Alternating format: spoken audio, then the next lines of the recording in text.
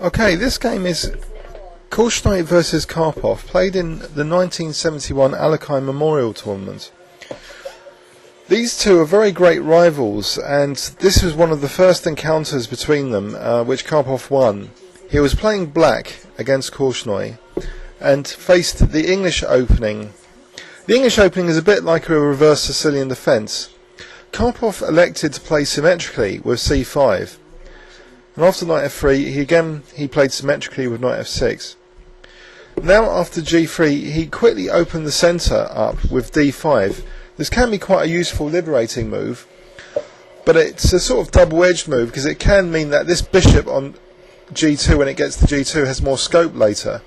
And sometimes white can exploit the light squares quite well. In this game though, it was Karpov that outplayed Korchnoi positionally, as we're going to see soon. After g6, Karpov is playing quite provocatively, letting Korchnoi establish a big centre with e4 here. Now he plays an interesting knight retreat back to c7, and so he's still provoking Korchnoi forward with d5. But now he plays a very non-routine move, but very positionally oriented. He wants to try and gain control of this d4 square. So instead of routinely casting, he plays knight b5. Now after castles, he castles, queen c2, and now we see knight a6. So the knight, even though it's on the edge, it's a useful purpose here, supporting c5 and maybe knight b4 later. So a knight on the rim is not always dim, as they say. Bishop f4. And now Karpov continues this d4 strategy. He plays bishop g4 with the idea of undermining white's control of d4. Korchnoi plays knight bd2. And now Karpov translates the c-pawn into a d-pawn by playing knight d4. So he doesn't mind that potentially this could be a weakness. Because he's looking at this bishop and the queen being able to go to b6, and also this g4 bishop as being useful for, in a way, saving this pawn, as we're going to see now. Knight f3, so the pawn's already under fire, and white might continue with rook d1. So he plays queen b6, and now Korchnoi stops the protection of the pawn from the diagonal by playing knight e5. Now black really doesn't want to play bishop c8. That would be very passive, just rook c1, and it's just... So he's basically forced here to give up the bishop. But it's not too bad. So even though it looks like an anti-positional move, just weakening the king, it's very justified in this position. Now black has to act quickly. If white plays queen d2, then this d-pawn's a goner. So black has to shift this bishop away from the attacking that pawn. He plays f6. It looks like an ugly move, and you wouldn't think this is, a game of Karpov, but it is. It's all quite justified for the position. The bishop is forced into passive retreat now. After bishop f4, Karpov makes another ugly move, seemingly ugly move, but again logical. But first he plays rook c8, and now comes g5. So the bishop is forced to be passive, and black without that dark squared bishop is more justified putting all the pawns on dark squares, one could say.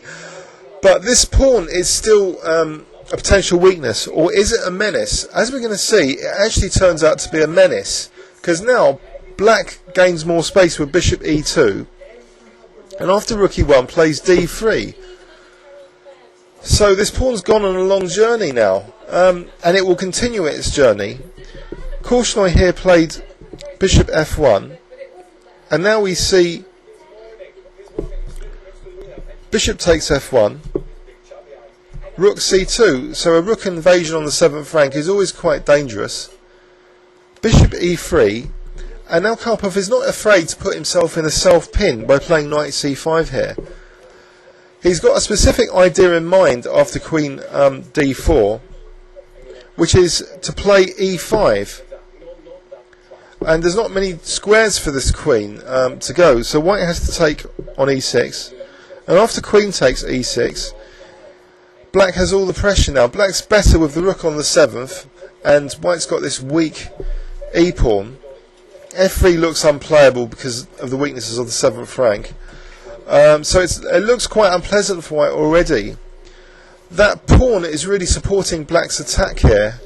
So in this position, black's slightly better.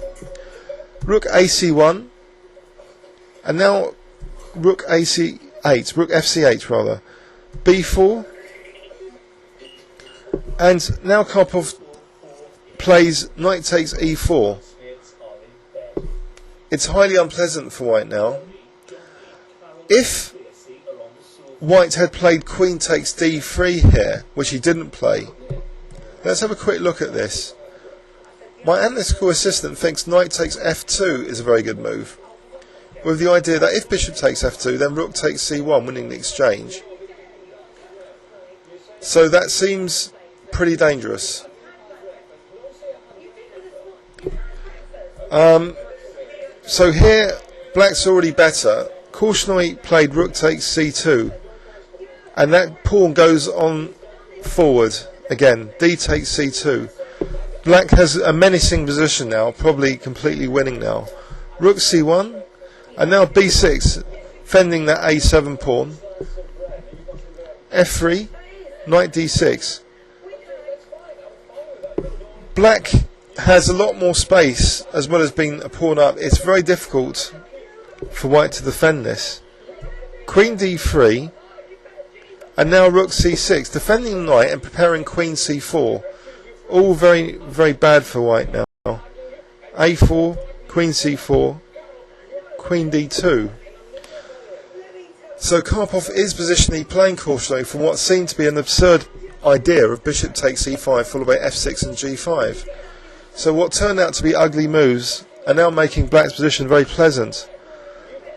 Knight f7, a nice manoeuvre of the knight, coming back to e5 maybe. But white plays f4 to stop knight e5. g4, b5, now rook c8. Korchnoi plunges his queen into the black's position of queen d7, but it's fairly harmless. Karpov is not concerned, he just simply protects this g-pawn, which is under fire, with h5. Now king f2. Now, Karpov intensifies the pressure on white's position by playing queen c3. And Korchnoi plays a terrible move now. He plays queen f5, which allows black to play a crushing rook e8. And it's very bad now. The bishop can't move anywhere and white's just losing material. Here Korchnoi resigns. It's one of the first of many battles between these two, but this one was won by Karpov. Excellently played.